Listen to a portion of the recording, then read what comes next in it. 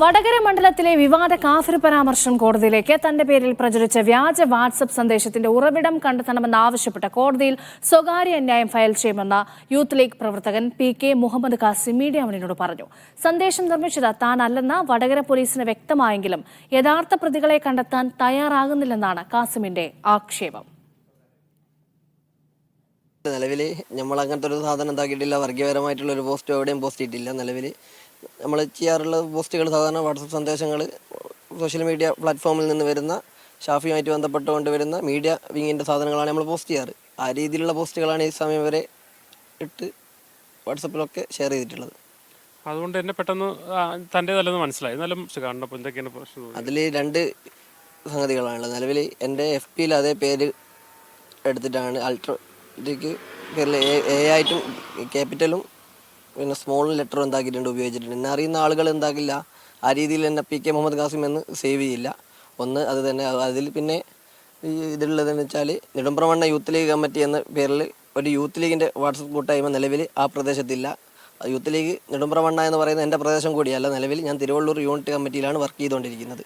Profile ക്യാമ്പയിൻ്റെ ഭാഗമായിട്ട് എന്താക്കിയിട്ടുണ്ട്, വാട്സപ്പിൽ ആ ദിവസത്തെ 25-ാം തീയതി നടന്നിരുന്നുള്ള ആ പ്രൊഫൈൽ ക്യാമ്പയിനിൽ പങ്കെടുത്തതിൻ്റെ ഭാഗമായിട്ട് പ്രൊഫൈൽ മാറിയിട്ടുണ്ട്. എൻ്റെ FBയിലുള്ള പ്രൊഫൈലാണ് എന്താക്കിയിട്ടുള്ളത് നിലവിൽ ഈ വ്യാജ നിർമ്മിതിക്ക് വേണ്ടിയിട്ട് ഉപയോഗപ്പെടുത്തിയിട്ടുള്ളത്.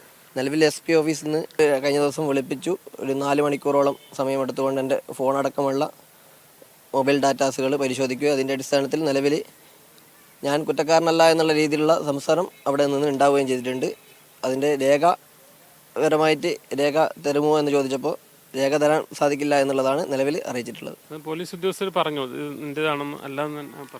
അവർക്ക് ബോധ്യപ്പെട്ടിട്ടുണ്ട് എന്നുള്ളതാണ് പറഞ്ഞിട്ടുള്ളത്. വിവരങ്ങൾ നൽകാൻ മുഹമ്മദ് അസ്ലം ചേരുന്നുണ്ട്. അസ്ലം, ഈ തെരഞ്ഞെടുപ്പിന് ശേഷവും ഈ വിഷയം സജീവമായി തന്നെ വടകരയിൽ ചർച്ചയാണ്. ഇപ്പോൾ നിയമപരമായി തന്നെ മുന്നോട്ട് പോകാനാണോ കാസിമിന്റെ തീരുമാനം? ഇതിന് എന്തെല്ലാം കാര്യങ്ങളാണ് അദ്ദേഹം ചെയ്തത്? രേഷ്മ, ഈ തെരഞ്ഞെടുപ്പിൻ്റെ തലേ ദിവസമാണ് അല്ലെങ്കിൽ കൊട്ടിക്കലാശത്തിൻ്റെ ദിവസമാണ് ഇത്തരമൊരു ഫേക്ക് അല്ലെങ്കിൽ ഫേക്ക് എന്നവർ ആരോപിക്കുന്ന വാട്സപ്പ് സന്ദേശത്തിൻ്റെ സ്ക്രീൻഷോട്ട് പ്രചരിക്കുന്നത്. അത് സാമൂഹ്യ മാധ്യമങ്ങളിൽ വരികയും മുൻ MLA KK ലതിക ഉൾപ്പെടെയുള്ള ആൾക്കാർ, പ്രധാനപ്പെട്ട നേതാക്കൾ തന്നെ ഇതിൽ ഫേസ്ബുക്കിൽ ഷെയർ ചെയ്യുകയും വ്യാപകമായി തന്നെ ഒരു വർഗീയ പ്രചാരണം UDF നടത്തുന്നു എന്ന രീതിയിൽ പ്രചാരണം നടത്തുകയും ചെയ്തു. അത് അന്ന് തന്നെ ഈ മുഹമ്മദ് കാസിം അന്ന് തന്നെ വടകര പോലീസിലും SP ഓഫീസിലും പരാതി നൽകിയതാണ്. ഇത് തൻ്റെ അതല്ല, ഇത് വ്യാജമാണ്, ഇതിനെതിരെ നടപടി വേണമെന്ന് ആവശ്യപ്പെടുന്ന പരാതി നൽകി.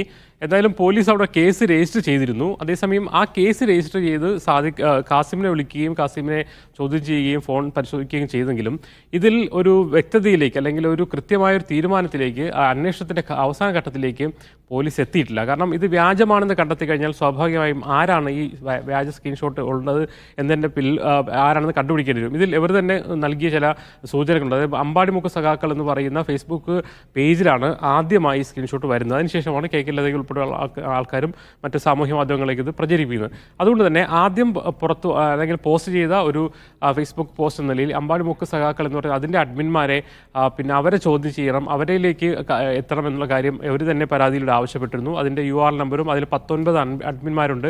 അവരുടെ വിവരങ്ങളൊക്കെ തന്നെ ഇവർ സാമൂഹ്യ മാധ്യമങ്ങളിൽ നിന്ന് എടുത്ത് പോലീസിന് കൈമാറിയിരുന്നു. ഇവരുടെ പരാതി, യൂത്ത് ലീഗിൻ്റെ പരാതി എന്ന് പറയുന്നത് വ്യാജമാണ് എന്ന് തെളിഞ്ഞു. അതേസമയം അതിൽ ആരാണിത് വ്യാജം നിർമ്മിച്ചതെന്ന അന്വേഷണത്തിലേക്ക് പോലീസ് കടക്കുന്നില്ല എന്നുള്ളതാണ്. വടകര പോലീസുമായി നമ്മൾ സംസാരിച്ചു. അവർ പറയുന്ന കാര്യം, ഞങ്ങൾ മെറ്റയോടും ഫേസ്ബുക്കിനോടും വിവരങ്ങൾ ചോദിച്ചിട്ടുണ്ട്, അന്വേഷണത്തിൻ്റെ ഘട്ടത്തിലാണെന്നുള്ള കാര്യം മാത്രമാണ് പറയുന്നത്. ഇത് വ്യാജമാണോ എന്ന് സ്ഥിരപ്പെട്ടോ എന്ന കാര്യം ചോദിച്ചാൽ ആ കാര്യത്തിൽ പറയുന്നില്ല.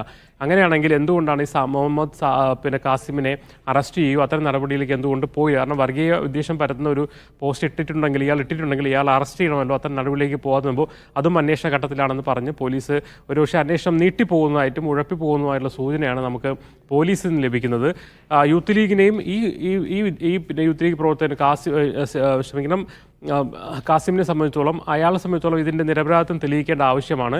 അതുകൊണ്ടാണ് കോടതിയെ സമീപിക്കാൻ ഇപ്പോൾ തീരുമാനിച്ചിരിക്കുന്നത്. രണ്ട് തരത്തിലാണ് അവർക്ക് കിട്ടിയ നിയമോപദേശം. ഒന്ന്, വടകര കോടതിയിൽ തന്നെ ഒരു സ്വകാര്യ അന്യായം ഫയൽ ചെയ്യുക.